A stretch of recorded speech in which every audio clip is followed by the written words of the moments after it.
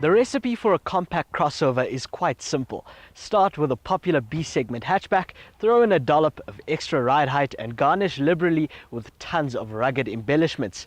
Almost every automaker these days seems to be vying for their slice of this lucrative crossover segment. South African consumers seem to be crossover crazy, and Peugeot hopes to win hearts and wallets with this new 2008.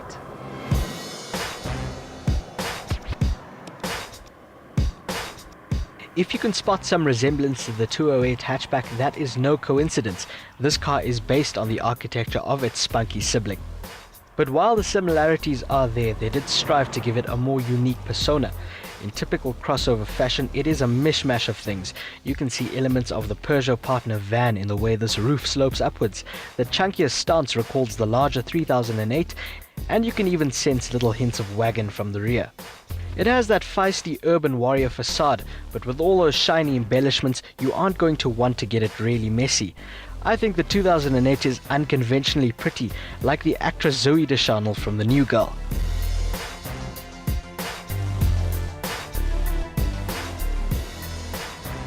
From the power seat, it doesn't feel significantly larger than its smaller sibling, the 208, and when you pull up at a set of traffic lights, it comes up to the waistline of something like a BMW X3.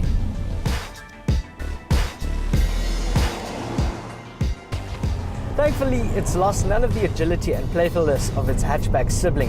It still takes rough play in its stride, and I love little details like this dainty steering wheel.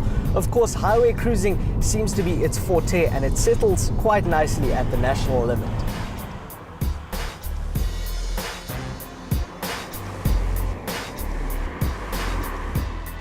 Some have found the driving position a little challenging, but I'm a guy of average height and I've found a pretty comfortable spot behind the wheel, so no complaints on that front for me.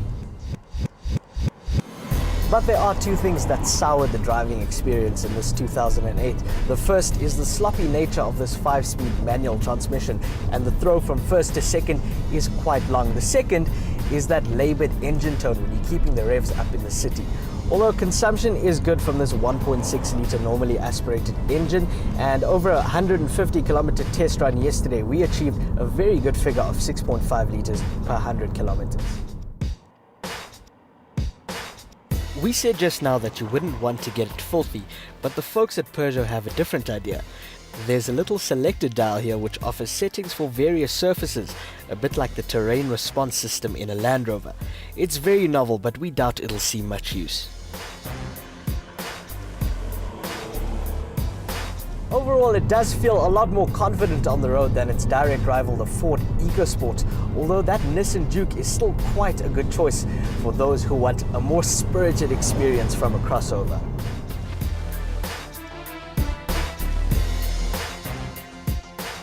Nobody does quirky quite like the French, and it's business as usual in the 2008. For example, the handbrake is shaped like a lion's paw, and when you look up, you see illuminated claw marks in the headliner, which is pretty awesome.